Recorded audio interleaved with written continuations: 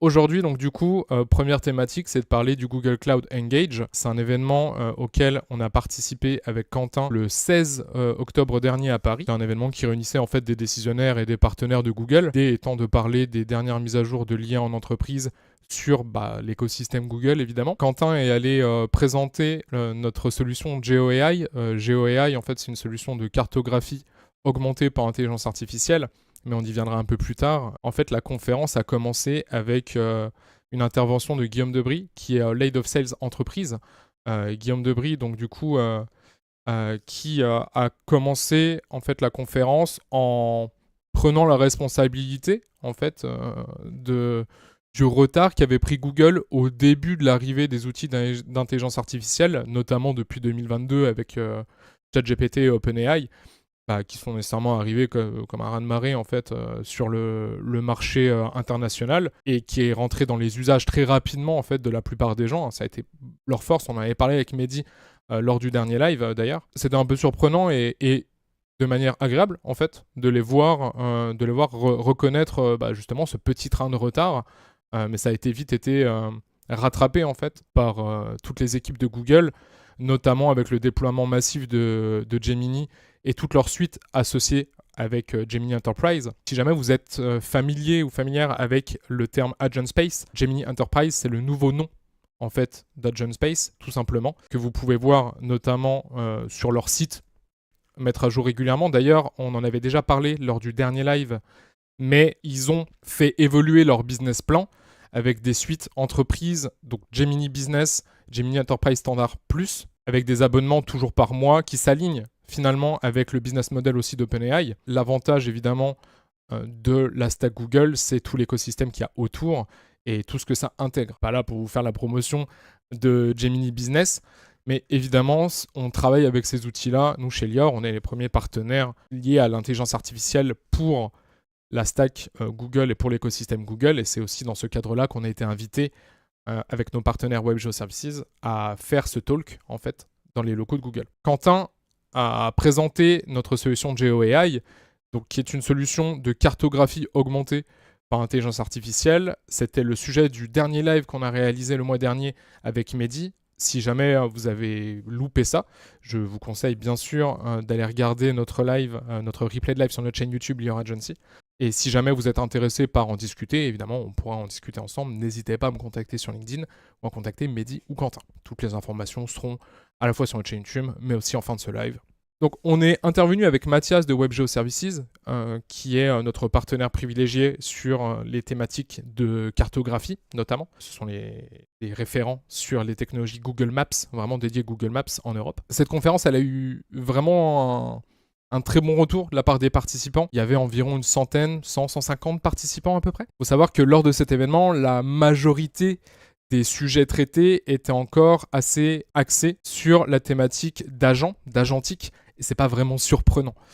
Pour la simple et bonne raison que l'agentique et les agents, c'est un terme qui parle encore à tout le monde aujourd'hui, que ce soit du côté B2C comme B2B. C'est un peu la première porte d'entrée, en fait, on va dire, dans l'intelligence artificielle. Côté entreprise, avec un autre sujet dont on va parler aujourd'hui, le RAG. Google Engage était un événement qui a été très pragmatique, je dirais, voilà, pour conclure un peu cette présentation de cet événement. C'est-à-dire qu'on était quand même très orienté sur le retour sur investissement par rapport à l'intelligence artificielle. Encore une fois, ça vient confirmer le fait qu'on n'est plus vraiment dans une phase de POC, on n'est plus vraiment dans une phase d'expérimentation, mais plus de mise en production et de déploiement sur le long terme, de résolution de problématiques grâce à l'intelligence artificielle. Encore une fois, c'est logique, hein, mais il est inconcevable de penser que l'IA est une solution à tout. Elle doit être, mais les technologies d'intelligence artificielle doivent être utilisées pour répondre à un besoin, sinon c'est juste un gadget. Et on est sorti de cette phase gadget. Deuxième sujet, du coup, aujourd'hui, qu'on va aborder et qu'on va aborder un peu plus en profondeur, c'est le sujet du RAG en entreprise. Mais pour vous en parler, le mieux c'est de faire parler quelqu'un du domaine technique. Donc on est avec Quentin. Bonjour Quentin.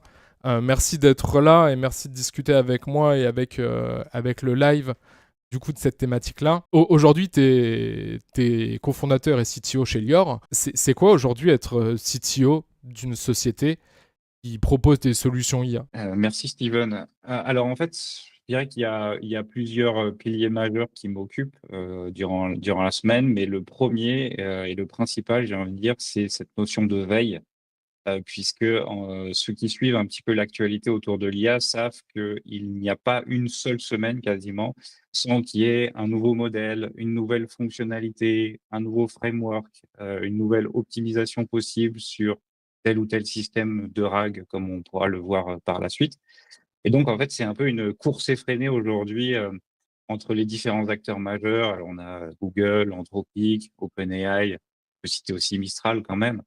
Mais c'est vrai qu'on a assez coutume de dire à nos clients que on est à jour le lundi matin, mais le vendredi soir, on est déjà obsolète. Et il y a des semaines où, en fait, dès le mercredi soir, on est déjà obsolète et il faut à nouveau se remettre à jour et se replonger dans les actualités.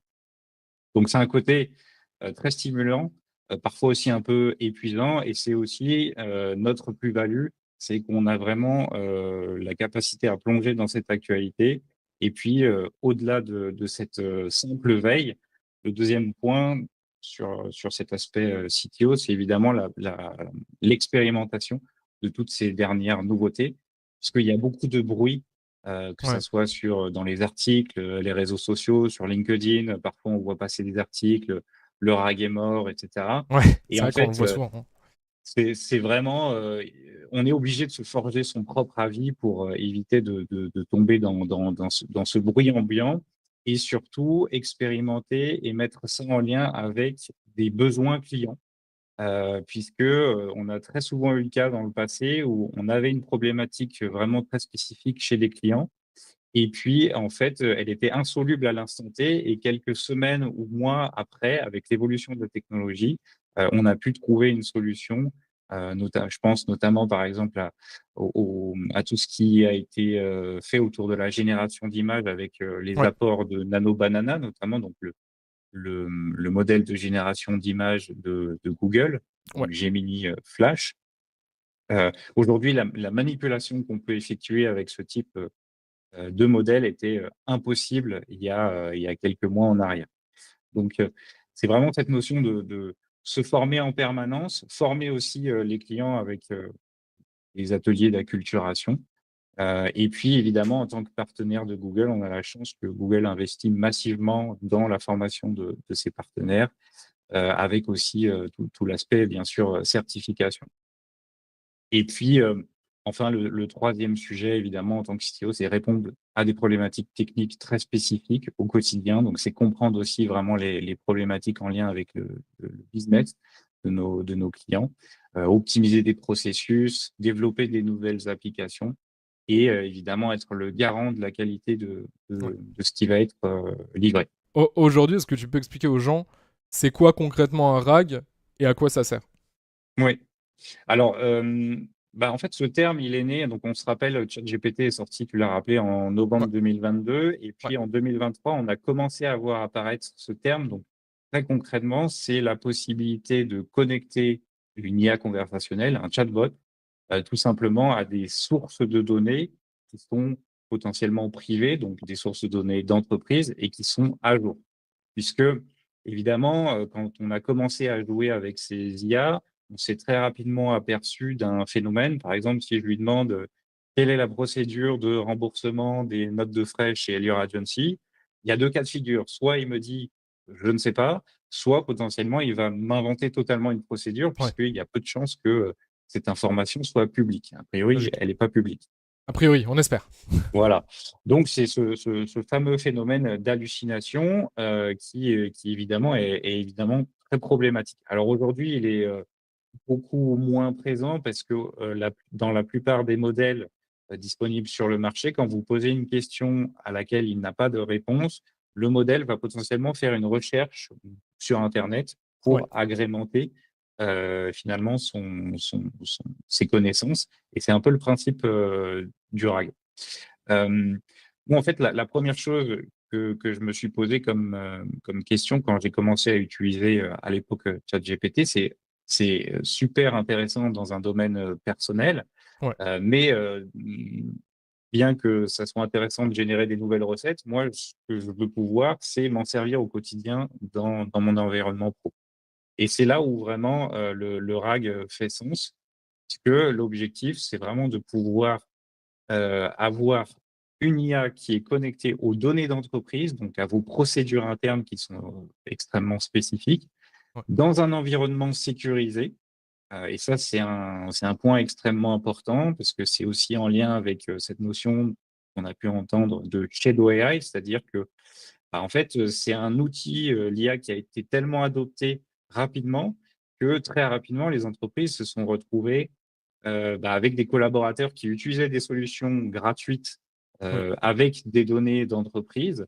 Donc, Mmh, c'est-à-dire que bah, potentiellement, il y avait des personnes qui envoyaient des documents sensibles, potentiellement confidentiels dans du chat GPT ouais. pour poser des questions à juste titre. Mais le problème, c'est qu'ensuite, ces données-là peuvent se retrouver dans les données d'entraînement des futurs modèles. Et donc, ça, c'est vraiment une fuite de données et un risque pour l'entreprise. En fait, ce cas de RAG, finalement, c'est en général le premier cas d'usage en entreprise Mmh, parce qu'il a un très fort ROI ouais. puisque en fait, ce sujet de pouvoir exploiter au mieux les bases de connaissances en interne, c'est un sujet que toutes les sociétés ont. C'est toujours assez casse-tête de pouvoir trouver de l'information, savoir déjà où chercher, comment chercher, est-ce que la donnée est à jour. Donc, c'est vraiment en général la porte d'entrée de ces cas d'usage autour de l'IA générative. Est-ce que tu pourrais expliquer un peu comment ça fonctionne techniquement, une sorte de méthode de fonctionnement d'un RAG, même si bah, chaque RAG implémenté est différent selon la stack qu'on utilise et selon le contexte de l'entreprise, pour que les gens comprennent un peu comment ça Oui. fonctionne dans les faits? Il y a un grand principe.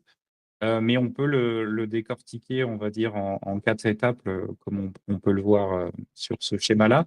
Évidemment, on commence avec le prompt, c'est-à-dire la question de l'utilisateur. Donc on se place, dans le cadre d'un collaborateur qui pose une question: «Comment poser un RTT, par exemple, jeudi prochain?» Donc évidemment, si vous posez ça dans Gemini ou ChatGPT, il est évident qu'il ne va pas savoir vous répondre. Donc là, on est dans le cadre d'un RAG d'entreprise.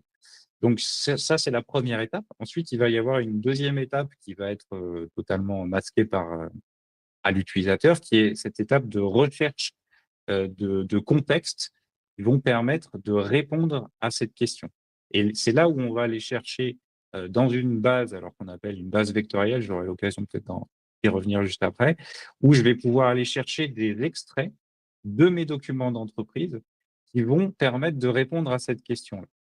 Une fois que j'ai collecté différents extraits qui sont en lien avec la thématique de ma question, je vais finalement avoir cette troisième étape de requête qui est finalement le prompt final, c'est-à-dire, vraiment la question finale qui est envoyée à mon intelligence artificielle et qui se compose, de, «Réponds à cette question».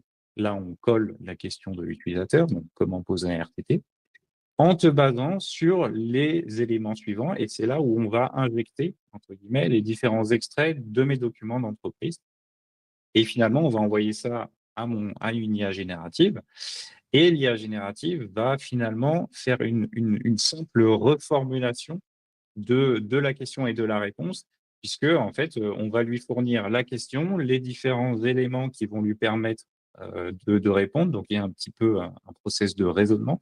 Aujourd'hui, les IA maîtrisent très bien et ensuite elle va tout simplement répondre à l'utilisateur et donc, bah, là, on va être sûr que, la réponse qui a été fournie, n'est pas hallucinée, mais Ouais, vraiment ancrée sur des vraies données d'entreprise. Alors RAG, on n'en a pas parlé, mais ça veut dire donc Retrieval Augmented Generation, donc c'est-à-dire que c'est de la génération de texte qui est entre guillemets «augmentée» avec des informations qui sont récupérées, dans mon corpus, documentaire d'entreprise. et est-ce qu'un RAG, peut tout de même être connecté à l'extérieur? C'est-à-dire, est-ce que ça peut aller chercher, des données, Oui. contextualisées externes? Et si oui, finalement, comment est-ce que c'est possible de contrôler, la véracité des informations récupérées de l'extérieur, vu qu'on ne peut pas contrôler internet? Heu, pour pas qu'on ait ce côté hallucinogène dont tu parlais, par la suite? Oui, oui, tout à fait. On peut aussi bien se connecter à, des documents d'entreprise. Donc là, on parle de données qui sont, non structurées, par exemple des fichiers PDF. On peut aller chercher de l'information dans des bases de données qui sont propres à l'entreprise. Par exemple, un nombre de jours restants de congé. Et on peut aller, bien sûr, collecter des informations sur Internet. Donc, soit on choisit de se baser sur les résultats de recherche Google, et là, on fait confiance, on va dire, à l'algorithme de classement de Google sur la pertinence et la véracité des informations qui remontent dans les premiers résultats. Ou alors, on peut éventuellement se faire son propre système avec ses propres sources pour aller collecter des informations bien précises sur des sites validés en interne. Ok, d'accord. Tu as utilisé un terme un peu tech, je pense, que tout le monde comprend pas forcément. Tu as parlé de base vectorielle. Déjà, c'est quoi une base vectorielle? Et est-ce que ça a un rapport avec une base de données classique ou autre que les gens ont un peu plus l'habitude d'entendre au quotidien?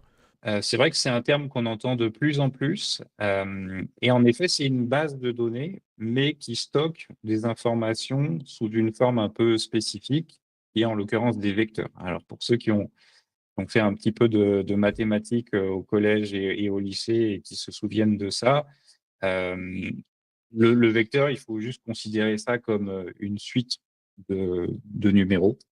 Et l'intérêt de cette suite de numéros, c'est qu'elle va permettre de représenter la thématique d'un morceau de texte pour pouvoir la stocker et ensuite facilement la récupérer. Je vais prendre un exemple.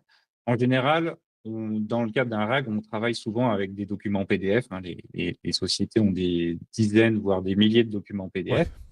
Et il y a une routine de traitement qui va permettre de convertir ces documents en une information exploitable dans une base vectorielle. Donc, je vais prendre un premier document, imaginons qu'il fait 30 pages, et ensuite, donc cette routine d'ingestion va découper en plusieurs morceaux ce document, ce qu'on appelle les chunks en anglais. En général, ces morceaux, au début, ils étaient fixes. On prenait par exemple les 500 premiers caractères, puis les 500 Ok. suivants. Mais aujourd'hui, il y a des optimisations où on va vraiment traiter les informations paragraphe par paragraphe, pour pas perdre le sens. Ouais, Et par par contexte en exemple, fait. Ça trie par c'est ça, contexte, quoi. Ok. exactement. Ouais, c'est mieux. Et par exemple, si mon morceau de document, c'est la phrase, voilà, pour demander un RTT, il faut le formulaire X et transmettre, on va extraire finalement la sémantique de cette phrase, le champ lexical, on va l'extraire sous la forme d'une série de numéros, donc des vecteurs. En anglais, c'est des embeddings. Et au lieu de stocker finalement du texte dans ma base vectorielle, je vais stocker des vecteurs. Et Ok. du coup, c'est grâce à ces vecteurs que je vais pouvoir facilement retrouver des éléments de réponse à ma question, puisque en fait, quand je vais poser une question, je vais elle-même la convertir en un vecteur. Et donc, c'est-à-dire que j'aurai un champ lexical de ma question et j'ai une base de données avec tout un tas de champs lexicaux que je peux rapprocher. Et du coup, c'est ça qui va me permettre d'injecter des extraits de mes documents qui seront en lien avec ma question pour y répondre. Et donc, on n'est plus dans une recherche entre guillemets contrôle F où là, on va chercher des mots-clés, Ouais. mais on a vraiment la possibilité de trouver des informations. Par exemple, si j'avais posé la question comment est-ce que je peux poser un jour off la semaine prochaine, si j'avais fait une recherche par mots-clés, je n'aurais pas trouvé jour off dans mes procédures. Et ça permet notamment de répondre à ces problématiques où on a vraiment besoin de comprendre le sens de la question et pas juste de se baser sur des mots-clés. Si j'ai bien compris la chose, cette utilisation finalement de données et de bases de données vectorielles permet une meilleure compréhension du contexte, notamment par le découpage, par rapport à une base de données classique ou comme tu dis un contrôle F qui va juste aller récupérer juste le mot-clé pour recracher quelque chose qui sera peut-être potentiellement en tout cas plus risqué en termes de véracité de l'information. C'est ça. Et c'est D'accord. aussi la raison pour laquelle on parle souvent de langage naturel. Parce que Ok. maintenant, en fait, voilà, les utilisateurs, finalement, ils vont poser la question comme ils pourraient la poser à un département RH. Ouais. Mais sauf que là, on a une machine qui est beaucoup plus adaptée à notre mode de communication, finalement. Ouais. C'est intéressant d'avoir ce côté-là un peu plus technique et un peu plus fonctionnel de comment justement fonctionnent les choses.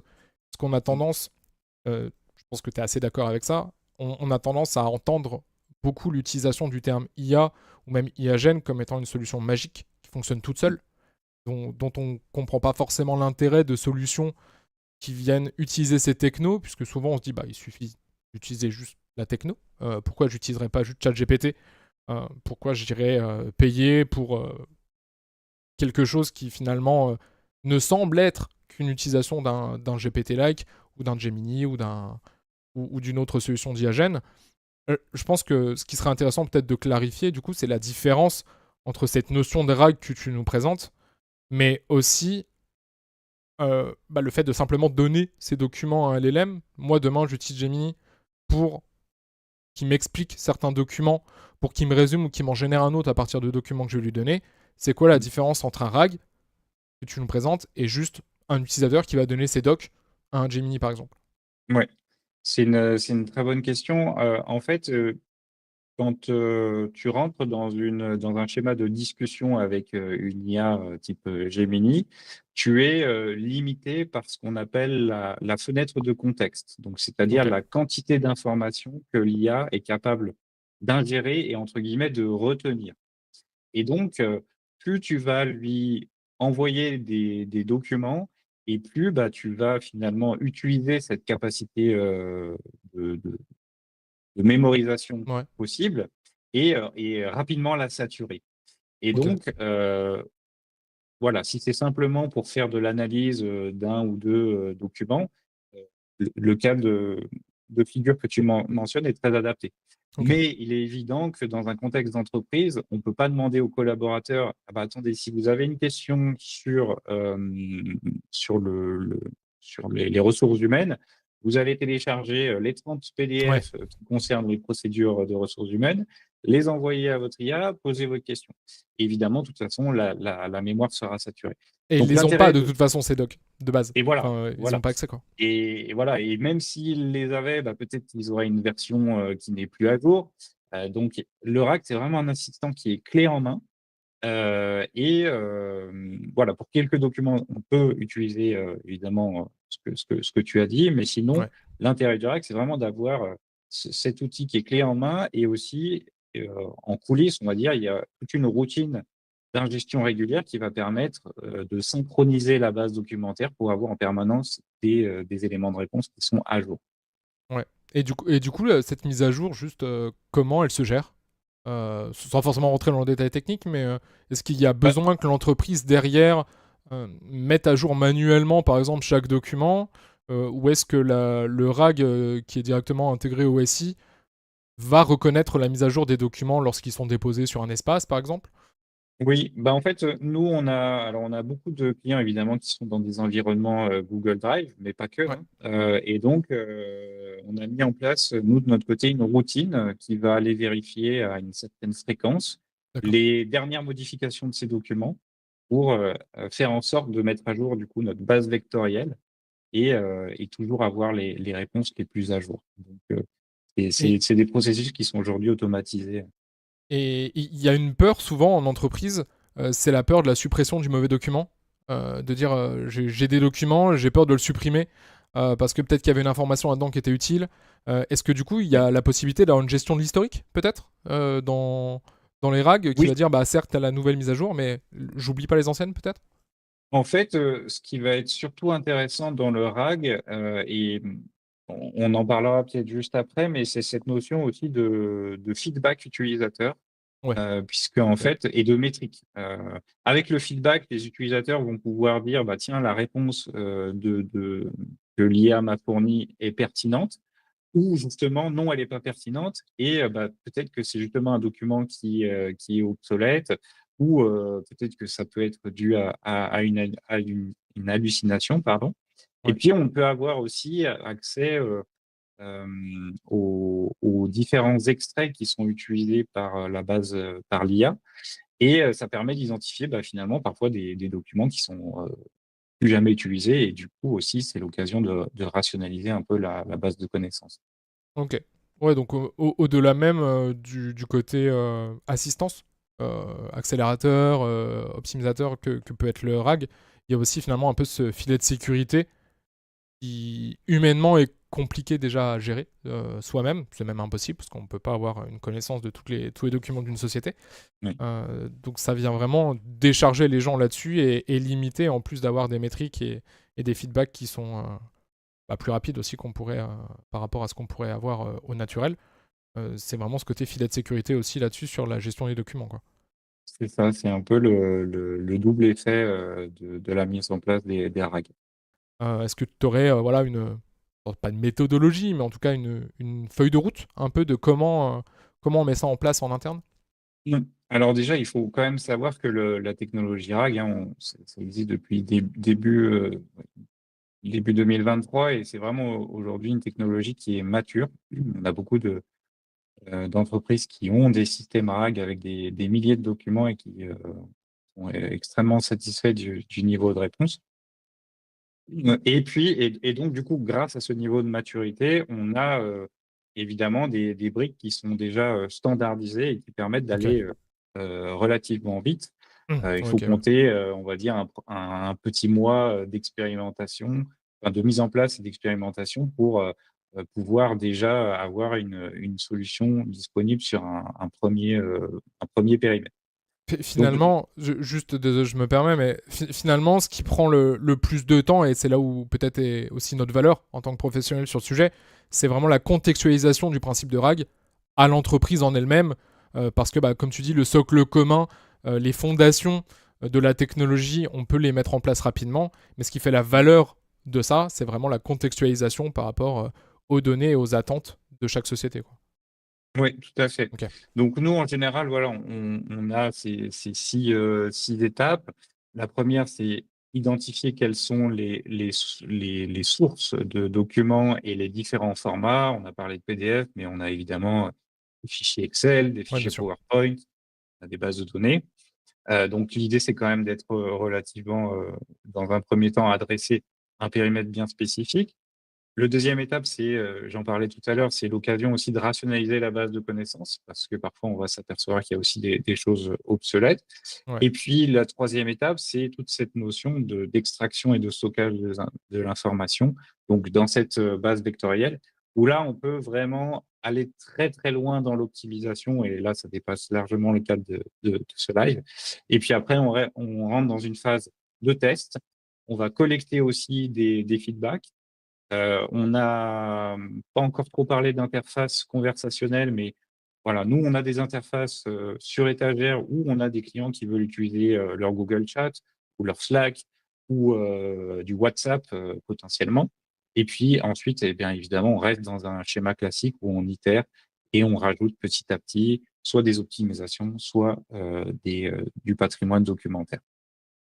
Et justement, tu as soulevé un point intéressant. Tu parles des usages que peuvent avoir déjà les gens en interne. Tu parles de WhatsApp, de Slack, etc. Le but, en fait, et je pense que c'est quand même l'enjeu principal euh, de l'implémentation de ce genre de solution, l'implémentation de solutions IA en entreprise en général, c'est de ne pas venir chambouler les habitudes des équipes en interne, des usagers finalement finaux, mais que ça soit un processus d'amélioration le plus fluide possible pour les utilisateurs. C'est ça. Et c'est tout l'intérêt finalement entre guillemets, de se brancher dans des interfaces pour lesquelles ils ont déjà l'habitude d'utiliser au quotidien, donc notamment du Google Chat par exemple. Et en termes purement de cas d'usage que le RAG peut venir adresser, le type de problématique business que le RAG Oui, pourrait résoudre, est-ce que tu en as quelques-unes à nous donner oui, bien les plus sûr. récurrentes qu'on a auprès de nos clients notamment, qu'on vient résoudre? Oui, bah, ce qui remonte en priorité, c'est évidemment tout ce qui est lié au support client. Oui, Donc que ça soit aussi bien côté agent, donc les personnes du support qui vont répondre aux tickets, ou oui, directement les utilisateurs finaux. Donc soit aider les agents avec un assistant qui va leur permettre de rapidement trouver la réponse à une problématique parmi des centaines de documentations, soit directement avoir un chat que les utilisateurs puissent interroger un peu en autonomie, en self-service. Donc ça fait vraiment gagner énormément de temps, aussi bien côté agent que dans l'engorgement aussi au niveau des tickets. puisqu'on a déjà un premier niveau de réponse de bonne qualité. On a eu des cas aussi sur la partie commerciale où, par exemple, un assistant pour les commerciaux qui vont aller visiter un client en disant bah, résume-moi les 5 dernières commandes passées par ce client et donne-moi de l'actualité sur ce client. Ça permet aussi d'alimenter la discussion ensuite avec ce client. Ouais, Et d'être puis, finalement un levier pour la prospection, pour aider la tout à fait, prospection et le potentiel rebond commercial, quoi. exactement. Ok, ouais. Et puis, on en a beaucoup parlé, c'est évidemment tout ce qui est RH. Alors, j'aurais vraiment pas aimé travailler dans les ressources humaines parce qu'ils sont bombardés en permanence de questions qui sont extrêmement récurrentes. Mes congés, la mutuelle, les notes de frais. Et donc là-dessus, on a vraiment un gros gain sur ces types de questions-là. Et puis, on en parle aussi un peu moins. On parle souvent de col blanc, entre guillemets, mais côté col bleu, donc c'est-à-dire plutôt technicien, opérateur, on a eu un cas d'usage avec des dépanneurs, des opérateurs de machines, où là, grâce aux capacités aujourd'hui qu'on dit multimodales, c'est-à-dire pouvoir envoyer des photos et des vidéos aussi à ces IA, bah, tout simplement, je suis sur ma machine, j'ai un code d'erreur que je prends en photo et automatiquement, je vais faire le lien avec la procédure et directement proposer la résolution directement sur le téléphone à ce technicien, par exemple. C'est très, très, très, très puissant. Ok. C'est vrai qu'effectivement, on a tendance à toujours adresser ce type de solution à la partie col blanc. J'aime bien l'analogie col blanc, col bleu. Non, mais on oublie souvent bah, les personnes du terrain. Mm. Et il y a un usage certain. Ils auraient des besoins certains d'être accompagnés et d'avoir leur expérience justement au quotidien et leur métier au quotidien amélioré, notamment. Et ça semble être effectivement une solution, en tout cas selon le contexte, hein, bien sûr, c'est pas miraculeux, une solution qui peut venir améliorer, augmenter leur expérience. Je pense que augmenter, c'est vraiment le mot-clé de l'écosystème IA, j'ai l'impression, toujours. Et on vient augmenter une expérience. C'est une technologie qui vient améliorer les usages, augmenter certaines pratiques. Et du coup, ça permet effectivement de contextualiser un peu plus, le RAG permet de contextualiser un peu plus ces résolutions de problématiques, quoi. C'est exactement ça. Et c'est aussi le parallèle qu'on fait entre remplacement versus augmentation. Dans Ouais, le cas de l'opérateur, bah, il est beaucoup plus efficace dans son travail et il peut aussi lui-même se former en utilisant cet outil de manière autonome et augmenter aussi ses compétences et ses connaissances. Donc, ouais. je pense qu'il faut vraiment le voir aussi comme ça. C'est encore une fois, l'idée c'est de rassurer dans le sens où on vient pas remplacer les gens, on Mm. vient pas remplacer l'expérience, on vient pas remplacer les professionnels, on vient améliorer, augmenter, optimiser, aider finalement Oui. les gens dans leur métier et les entreprises dans leurs objectifs business. C'est pas un grand remplacement de personnes, c'est pas parce que c'est souvent un peu la peur de l'IA, c'est ça remplace des métiers, ça on fait des coupes budgétaires pour mettre de l'IA à la place des gens parce que c'est plus rentable. Il y a eu beaucoup cette phase-là aussi, on le voit encore hein, dans certaines sociétés. L'idée ici, c'est vraiment de venir augmenter, aider, optimiser pour que les personnes qui travaillent dans les entreprises puissent se focus sur les points où ils apportent le plus de valeur possible dans leur travail, quoi. L'idée, c'est de montrer ce à quoi peut ressembler une plateforme d'IA générative d'entreprise, où on va avoir des assistants qui sont potentiellement spécifiques à différents métiers. Et là, en l'occurrence, on est sur une entreprise dans l'expertise comptable, qui est un agent qui va permettre de répondre à des questions sur, par exemple, l'impôt sur le revenu. Donc, une belle brochure de centaines de pages éditée par le gouvernement.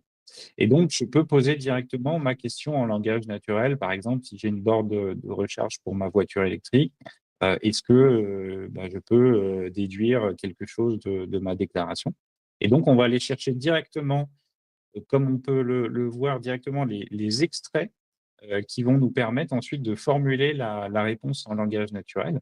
Et ce qui est évidemment indispensable, c'est aussi de citer les sources et de donner accès à ces sources aux Ouais, ça c'est cool, tu peux utilisateurs. directement cliquer dedans, quoi. Et ça, c'est C'est quand ça. même vachement pratique, quoi. L'idée, c'est vraiment aussi, bah, on va dire, aider et éduquer, j'allais dire, les gens à chercher aussi et vérifier la bonne information. Ouais. Et on en parlait aussi tout à l'heure. Là, j'ai posé une question assez bateau, mais par exemple, si je dis, voilà, j'ai acheté des BTC, donc c'est-à-dire des bitcoins, est-ce que je dois les déclarer? Là, pareil, si on fait une recherche dans le document des impôts, on ne va pas trouver ce terme-là. Par contre, c'est lié, au champ lexical, entre guillemets, Ouais. des crypto-monnaies, Du coup, il et va donc on va comprendre. pouvoir trouver l'information grâce à cette, base vectorielle. Donc voilà, ce type d'interface, c'est vraiment extrêmement puissant, extrêmement intéressant. Vous avez vos utilisateurs, ils vont retrouver directement les assistants en lien avec, leur métier, leurs problématiques, et avec une interface, très simple, et épurée, avec, toujours cette notion où aussi ils peuvent, potentiellement soumettre un feedback pour dire si, la réponse était bonne ou de mauvaise qualité, et procéder ensuite par amélioration successive de l'outil. Est-ce qu'il y a des pièges à éviter toujours en Oui. priorité lorsqu'on parle de RAG ou d'implémentation de RAG? Bah, évidemment, le 1er sujet, c'est la donnée. Il y a Ouais, le bien fameux sûr. adage qu'on entend maintenant partout, garbage in, garbage out. Donc si, vos données sont sales en entrée, bah, les réponses que vous Sont salement aurez en sortis, ouais. sortie seront sales. Ouais, Donc il y a toujours ce travail préliminaire sur la donnée qui est important de considérer. Comment est stockée ma donnée? Est-ce qu'elle est propre? En sachant qu'aujourd'hui, on a quand même des outils qui nous permettent d'aller vraiment beaucoup plus vite, là-dessus qu'il y a quelques mois, voire quelques années, puisqu'on peut utiliser l'IA aussi pour nettoyer ces données. C'est là où d'accord. ça devient intéressant. Ensuite, il y a le deuxième sujet, c'est toujours en lien avec les données, c'est cette notion finalement de gouvernance, et de respect des droits d'accès à ces différentes, données. Donc évidemment, faut pas forcément que le service, comptable ait accès à des documents du service RH. Donc il y a un travail, là-dessus à mettre en place.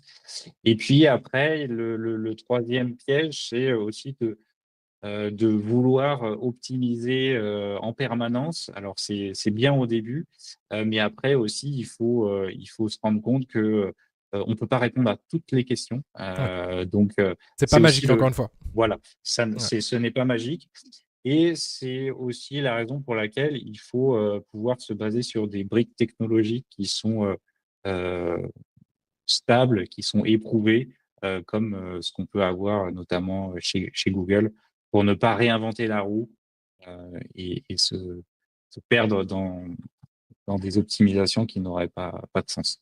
Si vous avez besoin d'être accompagné sur des sujets d'intelligence artificielle, évidemment, n'hésitez pas à nous solliciter, que ce soit Mehdi, Quentin ou moi, et à suivre notre page YouTube Lior Agency et LinkedIn Lior Agency aussi, et nos LinkedIn respectifs, bien entendu. Merci beaucoup de nous avoir suivis. C'était Steven Klinger, CMO de Lior Agency. Merci beaucoup de m'avoir suivi. Merci beaucoup d'avoir suivi cette émission, et à la prochaine.